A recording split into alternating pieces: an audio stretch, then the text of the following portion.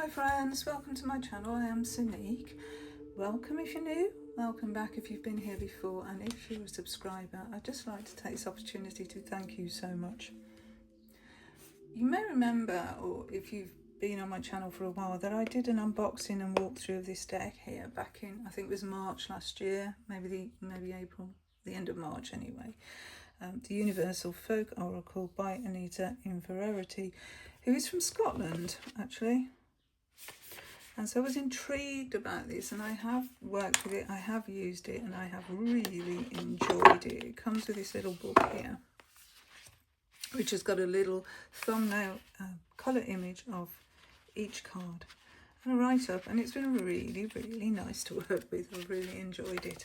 And so when I realised that Anita has come out with a tarot deck that goes alongside it, yeah, I had to have it. So let's unbox it and let's see what we've got.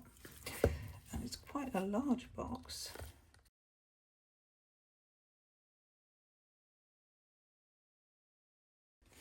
As you can see, it's a lot bigger. Zoom out a little bit. It's a lot bigger than the actual oracle here. And I just love this art style. I think it's absolutely beautiful. I mean, look at this with the little cats and the bird. I don't know, it's just so beautiful. And so let's see, this is US Games. Yeah, they're both US Games decks.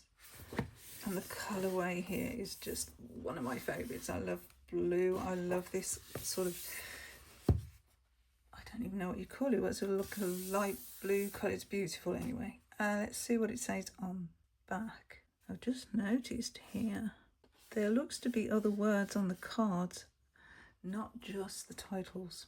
Scottish artist Anita Inverarity created Universal Folk Tarot based on the Waite-Smith framework, interwoven with narratives from world folklore and mythology.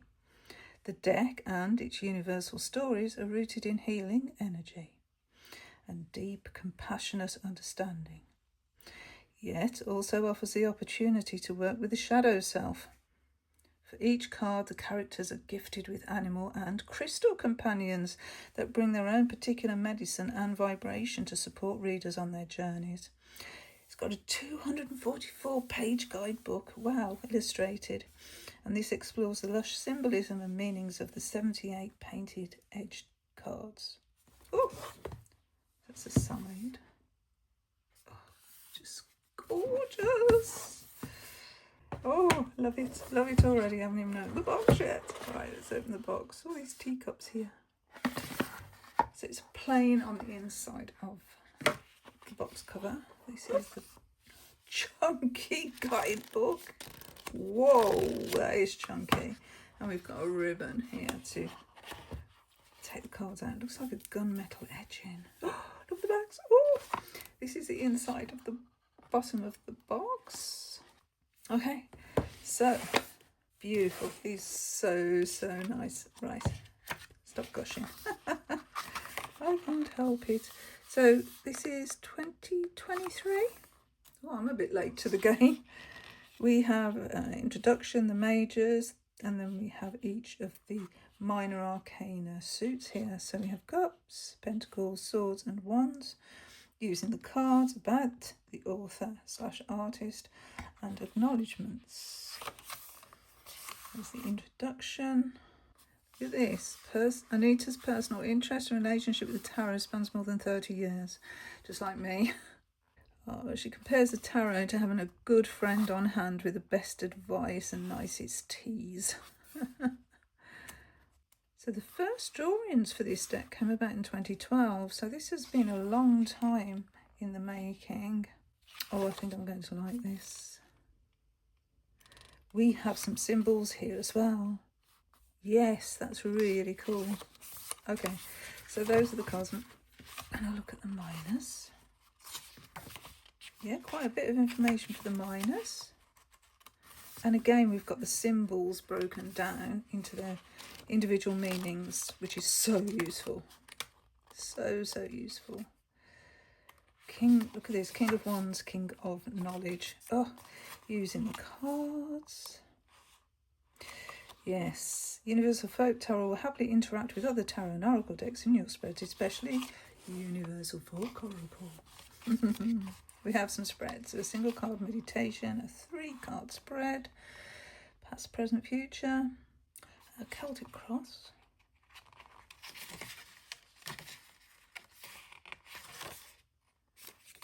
and the acknowledgements here. Okay, and there's the back of the guidebook. Beautiful owl there. Should we have a look at the cards? Yes. Let's do that.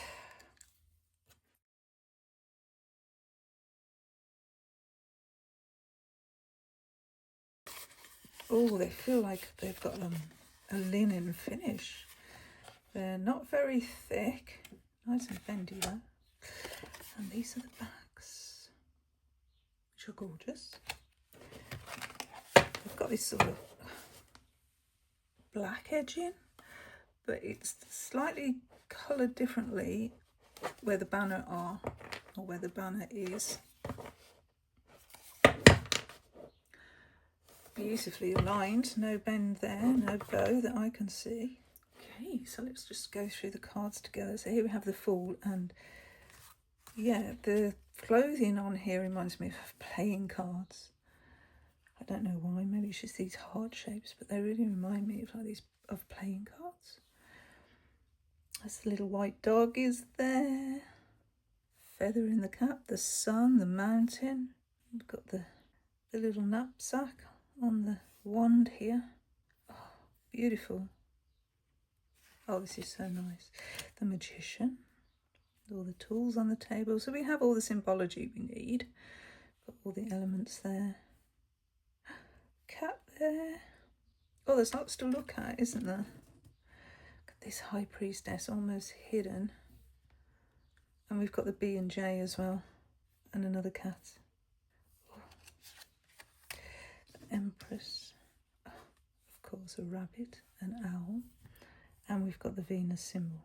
When I'm doing walkthroughs, sometimes if I watch back, I see even more symbols than I see when I'm doing the original walkthrough.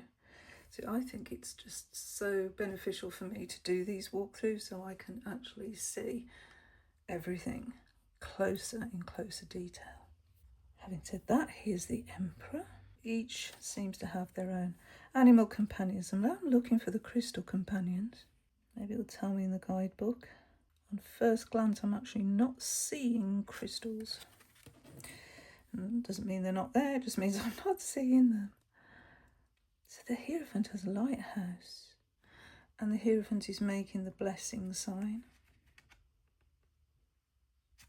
Okay, the Lovers. They're doing like a hand fast there. I love this face in the sun. Oh, that is amazing. But we have like the snake. We've got the symbols here. The fire. The chariot. Pulled by 2 cats. Strength. And a monkey. Hermit. So in this instance, we're actually not at the top of the mountain peak. The mountain peak is still way ahead, but definitely on that journey. Wheel of Fortune, that's a little different. Almost like a medicine bag here. Justice.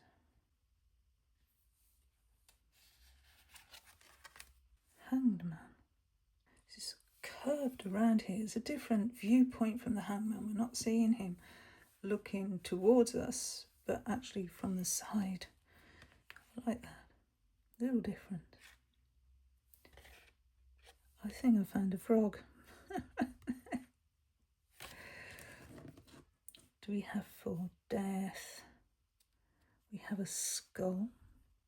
Lots of little animals. If we look closely, there's a death's head moth there. Death is skeletal. And the rose. Oh, and the boat for the river Styx. There's a lot to discover on these cards. It's going to be such fun working with them. Temperance. The colours are just so beautiful. The Devil.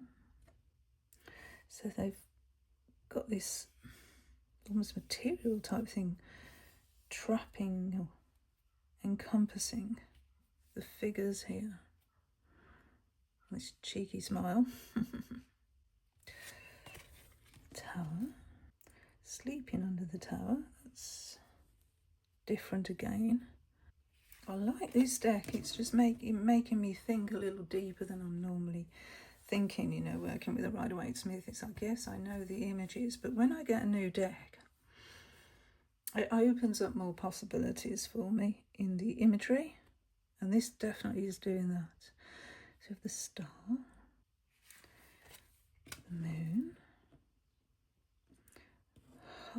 actually holding the two canines here, and we still have the crustacean and the towers. We've got the spaceship. We have a spaceship. So like I say, there's so much to see. Oh, look at that sun. Wow. And the dragon. A fire dragon. Those two together. Wow. Stunning. Stunning. Judgment. Again, we've got towers. Yeah, quite a different image. And the world. I'm excited to see the minor arcana and what Anita's done with those. So look, we do have an extra keyword on the minor arcana, not on the majors, but yes, on the minors. So for the ace, we have compassion, for the ace of cups. The two, eternity. Very Egyptian feel. Three of cups, coven. Unfurl for the four. This is definitely going to give me different types of reading. Really opening up my vocabulary. In conjunction with the tarot, we have sorrow for the five of cups. We still have the bridge. We still have the water. And the cups that are upright and the cups that have spilled. This magpie. I've got magpies in my back garden at the moment, nesting just over the way. And they keep landing on my roof. Chitter-chattering. Six of cups is joy. There's smoke coming out of the chimney and the cat on top. Oh, this is really nice. And look, one for sorrow, two for joy. Yes, it's that magpie song. One for sorrow, two for joy, three for a girl, four for a boy. Yes. Okay. Seven of cups, we have the conjurer. The trailblazer for the eight of cups. Oh, Uffington horse. And that's star. Nine of cups is the wish maker. So that's not too far from the original, isn't it? And the 10 is the light bearers. That is, yeah, this is a really interesting deck. We've got a tea leaf reader for the page of cups. Awesome. The Knight of Cups is the Kelpie Keeper. Wow. Look. All these seahorses. The Queen of Cups is the Coral Queen. Oh my. I'm loving these blues. King of Cups is the King of the Sea. We have a lighthouse. We have a ship. All these fish.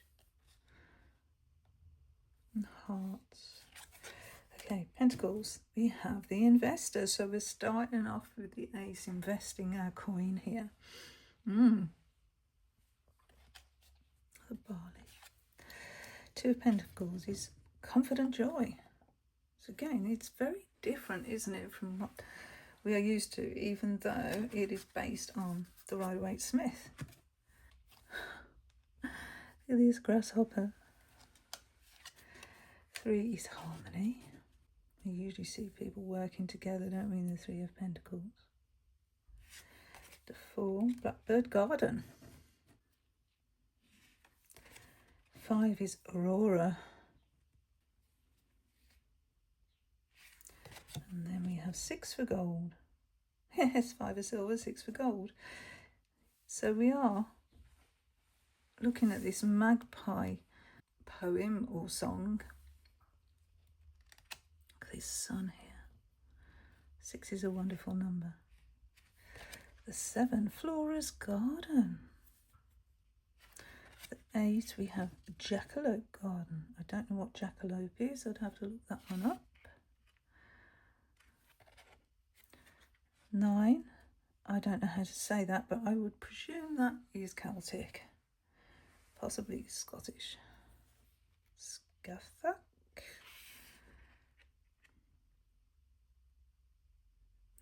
And 10, the family.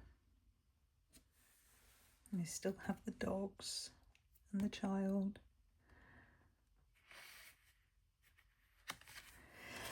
This deck is stunning. Oh, we've got Hugging and Munning for the Page of Pentacles. So we've got Odin's birds. If that's how you pronounce it, I'm not sure.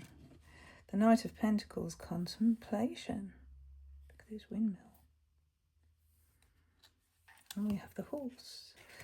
Queen is the Queen of Charms. And the King is the King of Charms.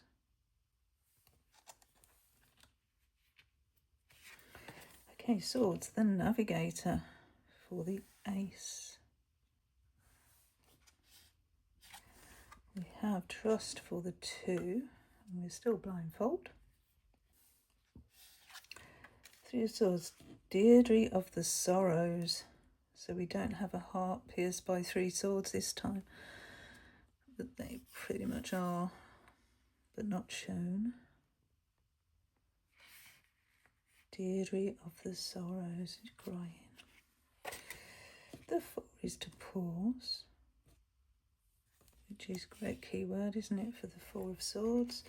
5 is the Vanquished. 6 is Departure. Taking our furry friends with us.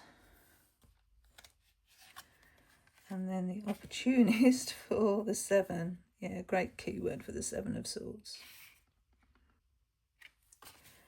8 is the Martyr. We have the Scissors, look. Interesting. And look, we have planetary symbols here.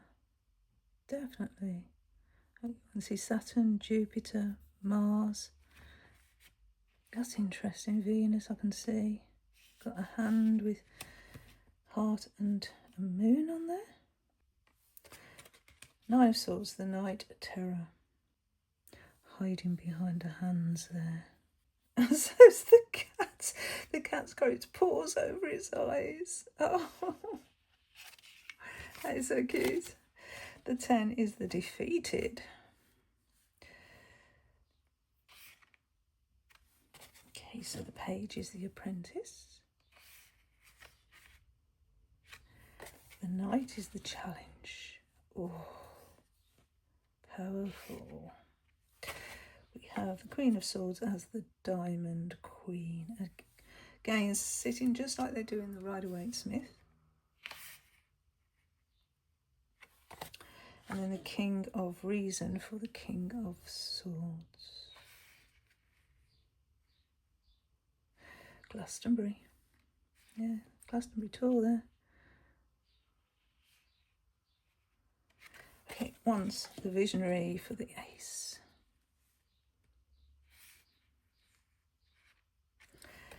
The 2 is the Dreamer.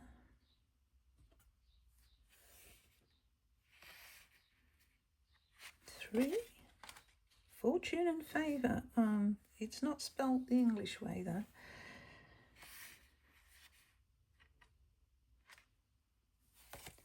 4 of Wands is Hame and Hearth. Oh, seagull. Oh, 2 seagulls. They get everywhere, those seagulls. Icy crystal. 5, Stain and Sanashi. I think it must be Scottish folklore. A 6 is a what is it? Silt and silver. Silt and silver. 7 is the frontier. 8 is aerial. 9, the ascendant.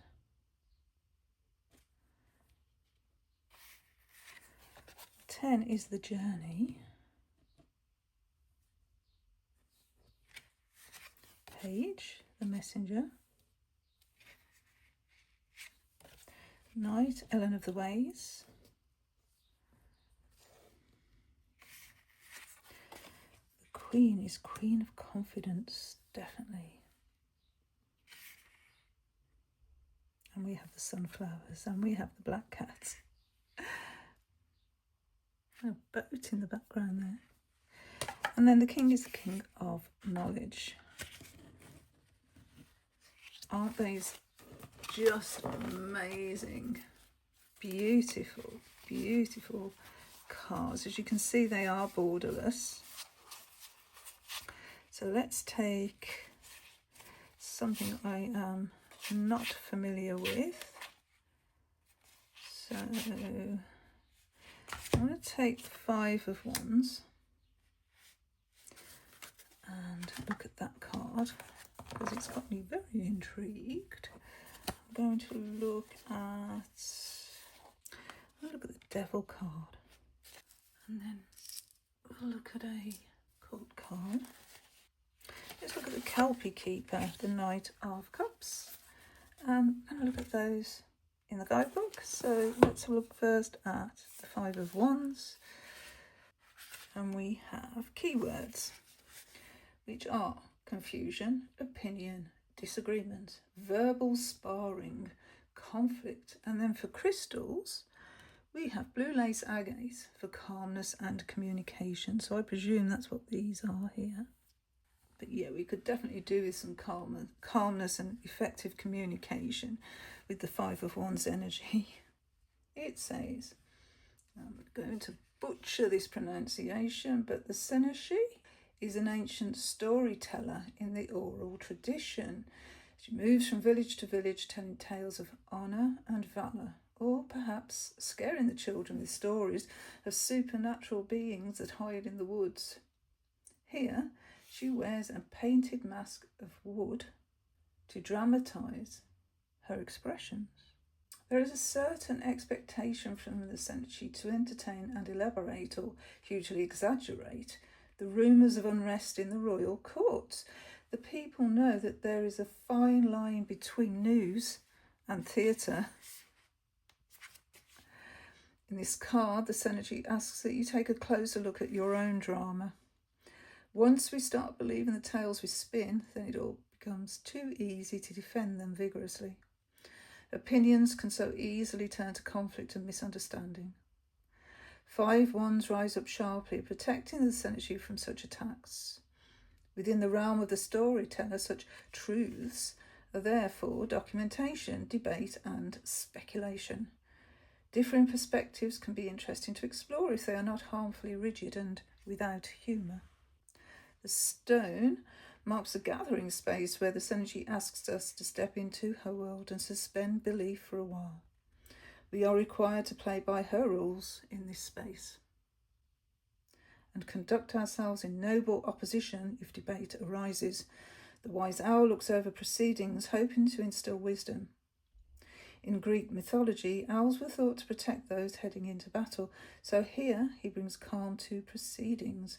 The hare represents the shape-shifting nature of truth as it darts around, changing with perception. This card is a reminder to stop, listen, and exchange without conflict. And then we have symbolic healing and guidance. So we have the element of fire because it's wands. The qualities are warm, energetic, charismatic, creative, purposeful, positive, ambitious. The 5s are conflict, discord, and miscommunication and rivalry. The owl, wisdom, protection. The hare, shifting, changing. The stone monolith, meeting place, common ground, community, exchange, and safe space. And then we have an upright and a reversed message on top of all that. Okay, so the upright message: there has been a lively clash of ideas with frustrations mounting and tempers rising. Ask yourself, what stories are being told and what underlying beliefs are being rigorously defended? How can you shift your own perspective to calm things? Getting into a conflict when beliefs are so ingrained is futile. The Five of Wands asks that you remain calm, engage in conscious listening, and avoid unnecessary conflict. And then we have reversed. So in the reversed aspect, you may be unclear of your views right now and feel unable to take part in debate or have a valid voice. This can leave you vulnerable to attack or provocation, or you may find yourself passionately defending an ideology that is unstable or lacking in substance. It's perfectly okay to concede and declare a lack of knowledge. It's also okay to not be persuaded until you have the full story. Beware of being led astray by lazy speculation or idle gossip. You get a lot in this guidebook, don't you? And that is for a Minor Arcana card. So what do we get for the Devil? Oh, this is Mab. Interesting, it's Queen Mab. So we do have references to who these characters are. So the keywords: addiction, codependency, restriction, bondage, dark side, shadow self, and then the crystal is lepidolite, which is help with addiction and letting go of destructive behaviours.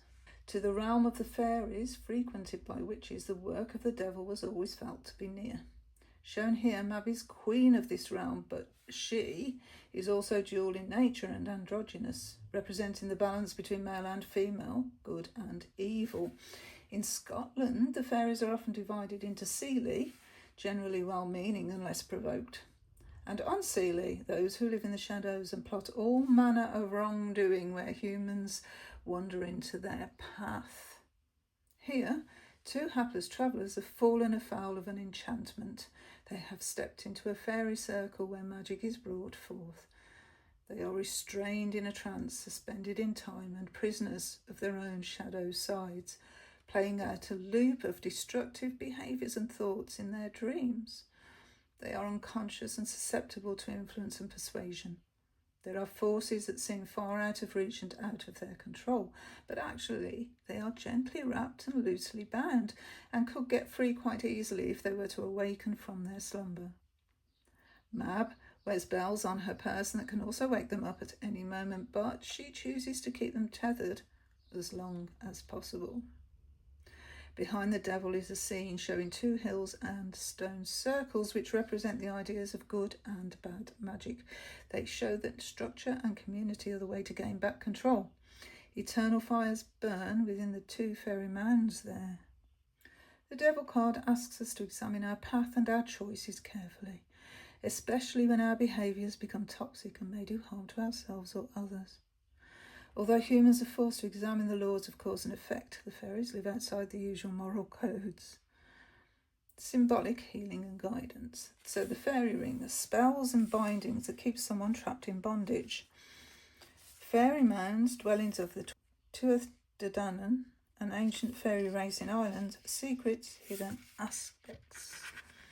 Fire, consumption, pain, purification. Stone circles, magic, structure, regaining control. And then we have an upright message. The devil card represents your hidden nature and your shadow self. It speaks to our very base earthly desires and how they show up in our lives. Think of the 7 deadly sins of pride, greed, lust, envy, gluttony, wrath and sloth. Each may manifest in a set of behaviours that are self-destructive. It can often feel like there is a loss of control when these behaviours are led by shadow. We feel helpless and addicted to them. The upright card gives an opportunity to break free from the cycle. It can also point to a period of pleasure and debauchery that is short-lived and relatively safe to explore if shadow is not hiding there. And reversed, unconscious behaviours and the constant pursuit of pleasure may be presenting problems that need to be addressed. There is a need to shine conscious light on the shadow areas and make friends with them. Make an effort to bring them out of the dark corners and take back control. A breakthrough is coming, and when you understand these inner triggers and loops, you will be ready to transcend and free yourself from the bondage of the devil. These two go together quite well, don't they? These two energies. So, let's have a look at the Knight of Cups finally, which is usually quite a loving energy. And this is the Kelpie Keeper. And the keywords are charming, intuitive, diplomatic and fluid. The crystal, ocean jasper, balanced, gentle, intuitive and safe travels. So it's nice, isn't it? Because we can work alongside these with our crystals. So the Knight of Cups rides a Kelpie steed into the waves. This knight is deep thinking, emotive and romantic. His helmet and clothing display fish, which are emotions, shells, which are safe travels, coral, creativity, and pearls, wisdom. A shoal of fish swirl in a circular motion under the knight's robes, showing a fluid nature at one with their surroundings. The Kelpie steed wears reins and ribbons bearing joined hearts, representing romanticism. From its mane, a plume displays more fish, indicating imagination and creative thoughts. 2 seahorses lead the way. These knights of the sea are considered to be lucky. This calm, reassured and charming knight has a tendency to go with the flow. I am loving this guidebook. It's just so full of information. I'm loving the way it's explaining the symbology in the cards. Love it. Okay, so the element is water, and the qualities of water are emotions, well-being, health, nurturing, life-giving. The knights are about action and vitality, service and honour. The Kelpie is a shapeshifter, fluid and liminal. The fish, creative expression and emotions. Hearts are romance, love, beauty and charm. Seahorses are courage, adventure, luck. Shells are travel, protection. The coral is creativity and vitality. Pearls, wisdom, beauty, treasures. And then we have the messages. So upright, the Knight of Cups brings in creativity and compassion. You may be feeling a call to travel and help others. Expect opportunities to exercise diplomacy or use your charisma and charm to get things done. Serving community or humanitarian missions might be in the cards. Your strengths will lie in keeping a calm and relaxed approach while moving forward. Remember to be flexible and move with the tides and the natural flow of life. This knight can also be the bearer of good news. And reversed, be careful of being ruled by your emotions or jumping to conclusions too quickly. The message of this card is to slow down, consider and communicate. The shoal of fish can grow larger and larger, but if they stick together and hold steady, they remain in harmony. In the reverse position, you are called not to judge a situation or person too quickly. Your perceptions could be fallible on occasion, so look out for being swept along by a current of thought without the facts. Brilliant. Love it. Brilliant. Let's just finish by looking at the oracle and the tarot deck together. That's what I'm going to do. Just shuffle these up a bit.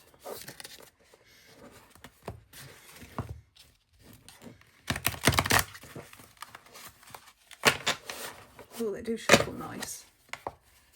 So you may recall the back of the Universal Folk Oracle looks like this. So there's no cohesion there between the two backs.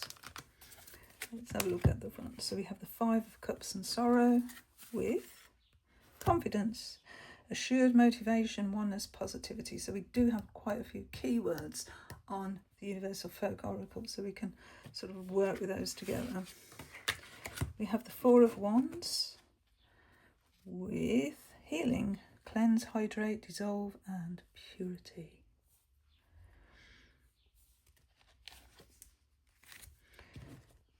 There is a directional element to these cards as well, which could be useful in reading. Queen of Wands, Queen of Confidence, and then hidden, wisdom, elementals, fairy, uncover.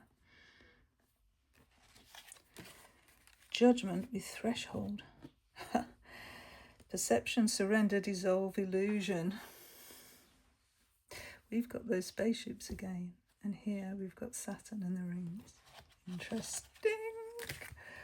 Ooh, Eight of Swords, Martyr with harmony, balance energy, breathe, flow. Good advice.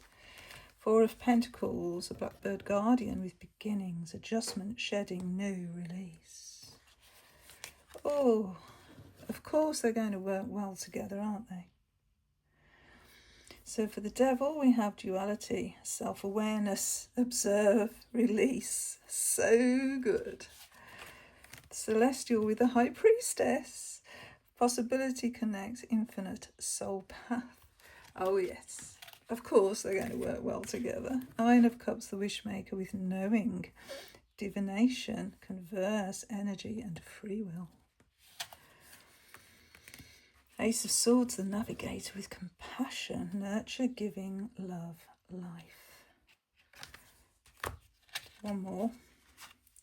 Page of Wands, the Messenger.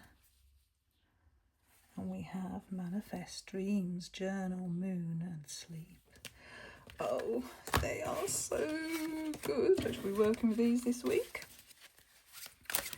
Definitely. I hope you enjoyed this little discovery of Anita Inverarity's decks. Mainly the Universal Folk Tarot. As I said, I have done a walkthrough and first impressions of the Folk Oracle last year. Actually over a year ago now, so I will link that below. And thank you so much for watching, so much for being here. Until my next video. Bye friends.